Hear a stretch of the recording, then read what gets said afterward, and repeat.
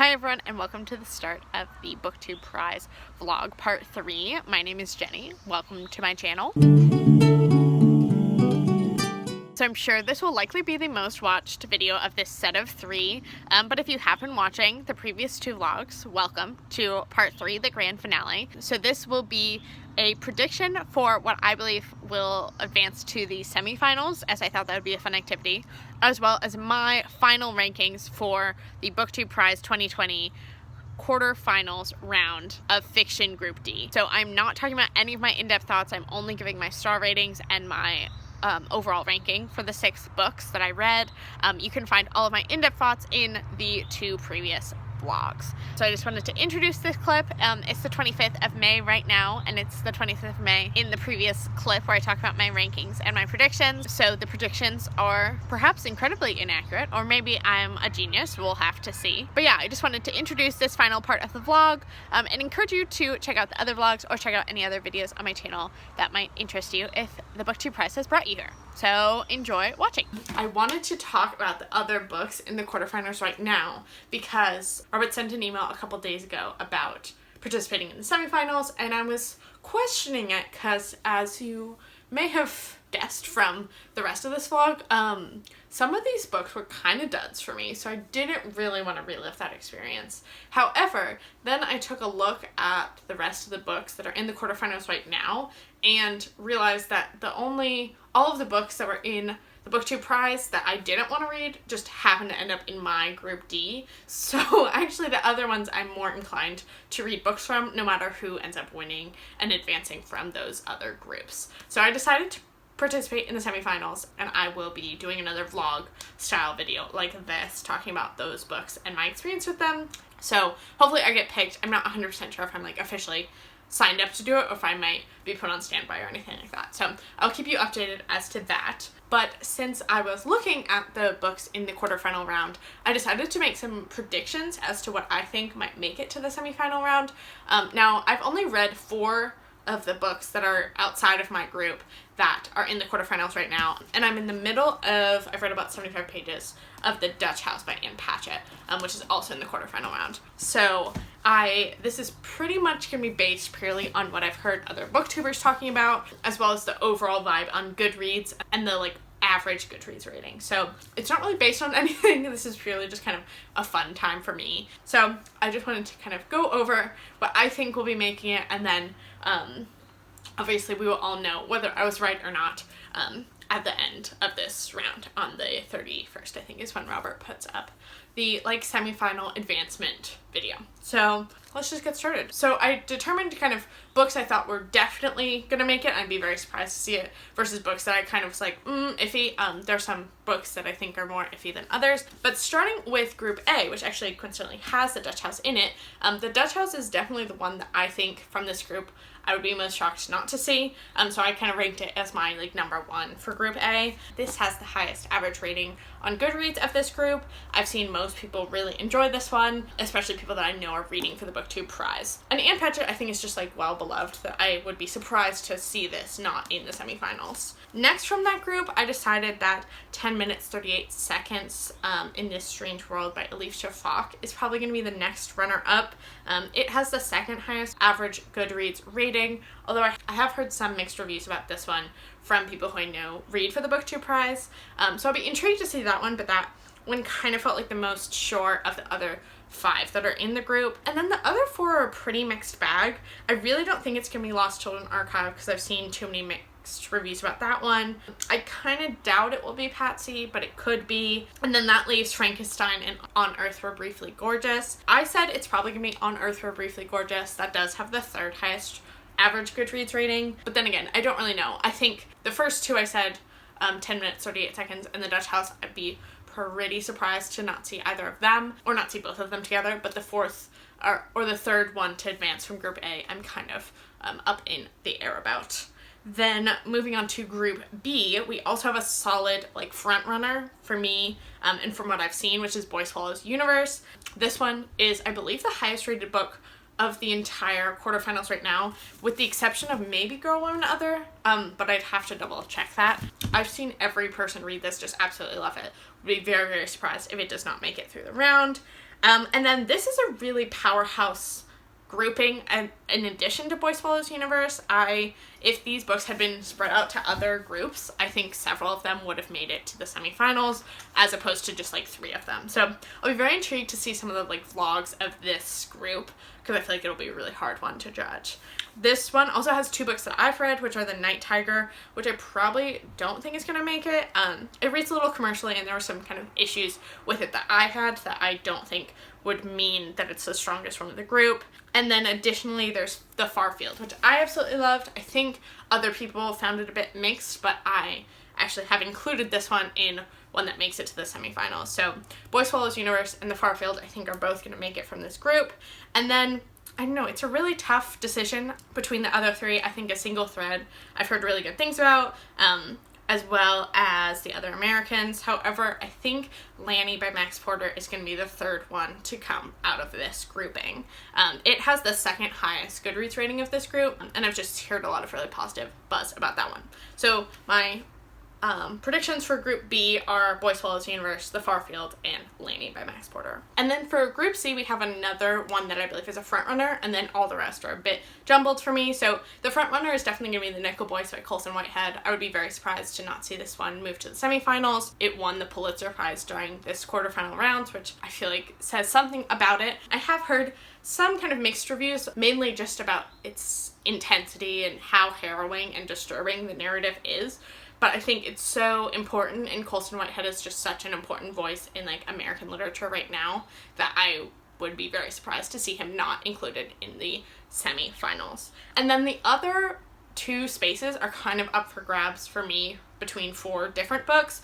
The one that I definitely don't think will make it is Olive Again by Elizabeth Strout. This is the only one of this category that is even written by a white person, and I just think it's a little too like homey nostalgia, like older lady, not like handling kind of larger issues, that I don't think this one will probably continue on. I've not read it, so I can't really speak personally to about it, but that's the one that I'm like, it probably won't happen. But then the other 4, I'm all kind of up in the air about, 2 of which I have read. The first of which is Queenie, which I gave 4 stars. I absolutely loved. However, I do think it's a little too commercial and too divisive to potentially make it through.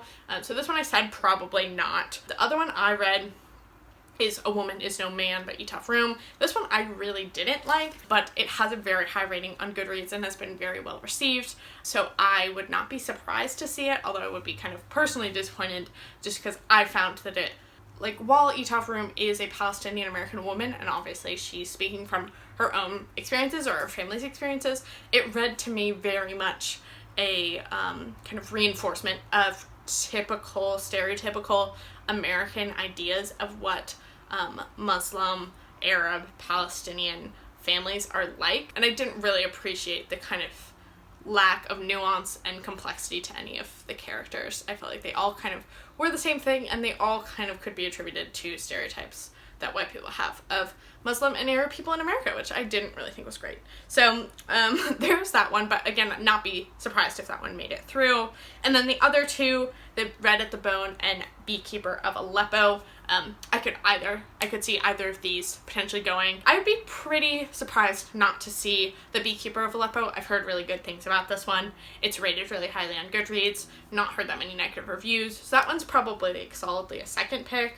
And then that last spot, really up for grabs. And then the last one's Red at the Bone. Again, heard positive things. Has a pretty high rating on Goodreads, above a 4-star. So yeah, I'm not really sure what that last 3rd spot will be, but I'll be very intrigued to see the kind of vlogs of Group C as well, because I think that'll be a very interesting category to judge. So yeah, those are kind of just my thoughts, totally based off very little, mainly just, as I said, Goodreads reviews, the average Goodreads rating, and kind of discussions on Booktube about these books, as well as some of my own personal thoughts for the ones that I have read. So there's that. We'll see if any of those are right in the future. So now is the part that you've all been waiting for. Perhaps some of you have even skipped to this part. If so, welcome. My name is Jenny. I talk about books here on this channel, and I'm going to be talking about my rankings for the quarterfinal round of the Booktube Prize 2020 for Fiction Group D. If you happen to have watched all like hour plus vlog footage that I'm sure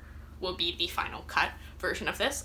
Thank you so much. That really means a lot to me that you've spent all this time with me of these 2 months in social distancing time virtually. So again, if you have just arrived to this section of the video and want to see any of my more in-depth thoughts, I'm just going to be talking about my rankings and my final star rating for each of these books.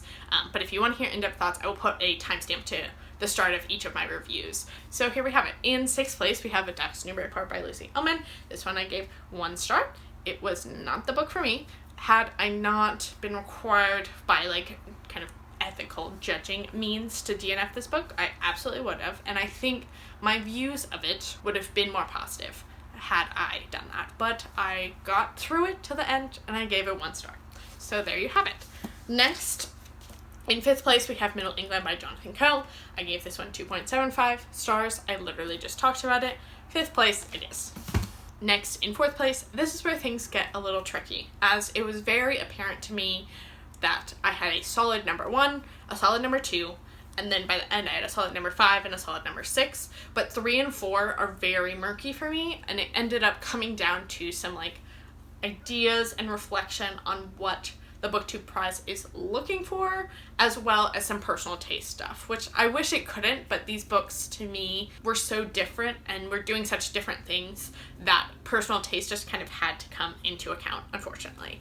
That all being said, I would not be surprised to see either of these 3 or 4 to make it on to the next round. Okay, so that all being said, my number 4 ranking is going to be City of Girls by Elizabeth Gilbert, which I gave 3.5 stars. This one just read a little more commercial fiction to me as opposed to literary fiction. Additionally, I just personally really don't like World War II historical fiction, so this kind of got knocked down partially for that reason, which I do feel bad about. I think this actually probably has the widest of any of these books appeal for people that don't watch Booktube and just read books, for fun, as opposed to this intense Booktube hobby. I think this one has a really wide appeal, and I talked about that more, which I will put a link to, a timestamp of that down below as well. But yeah, so this one ended up just being a 3.5 star for me, and not quite as good in terms of a ranking system as my number 3, which was The Innocents by Michael Crummey, which I also gave 3.5 stars to. This one was also very interesting. I talk about this one more at the end of my Booktube prize vlog part 1.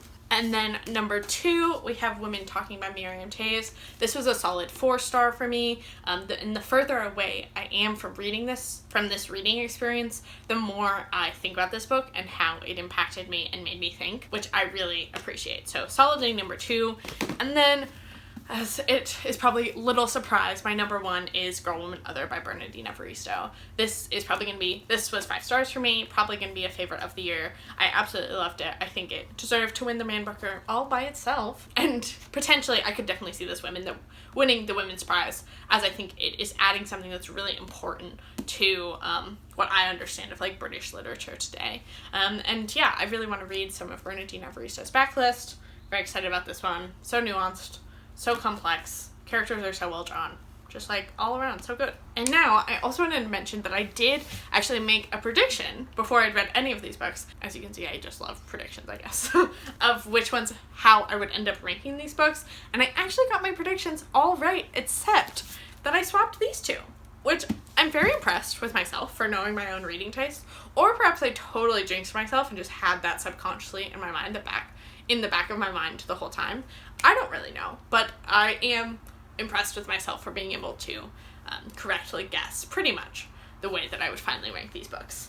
Okay, so that's the end of this video. We've made it. As I said just before this, if you managed to watch all of this vlog and the previous vlog, thank you so much. That really means a lot to me. If you've just come for the rankings, thank you so much. As well, if the Booktube prize brought you to my channel and you enjoyed me talking about these books, please do subscribe. I talk about books here on this channel. I read a lot of literary fiction as well as some more commercial fiction like romance and fantasy as well.